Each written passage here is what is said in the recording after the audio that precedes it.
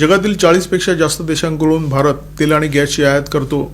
रशियापासून अमेरिकेपर्यंत आणि सौदी अरेबियापासून अंगोलापर्यंत जगातील अनेक देश भारताला तेलाचा पुरवठा करतात. सर्वाधिक तेल आपण रशियाकडून विकत घेतो, कारण रशियाकडून आपल्याला सर्वाधिक सवलत मिळते. आपल्या एकूण आयातीच्या 36% तेल आपण रशियाकडून आयात करतो. ओपेक देशांकडून आपण जवळजवळ 51% तेल आणि गॅस आयात करतो. ओपेक संघटनेमध्ये बहुतेक भरणा पश्चिम आशियातील देशाचा आहे आणि या देशाच्या परिषदेमध्ये आपण जाऊन ठणकावून सांगून आलो. हरदीप सिंग पुरी या परिषदेमध्ये जे काही बोलले त्याचा अर्थ असा आहे की तुमची सद्दी संपत आलेली आहे. आता आम्ही सुद्धा गयानासारख्या प्रचंड मोठ्या तेल साठ्याच्या अगदी जवळ येऊन ठेपलेलो आहोत. अंदमान निकोबारमध्ये जे तेल साठे आहेत त्याच्या संदर्भात हरदीप सिंग पुरी याच्यापूर्वी सुद्धा एकदा बोलले होते. ते असं म्हणाले होते की अंदमान निकोबारमध्ये अनेक गयाना आहेत.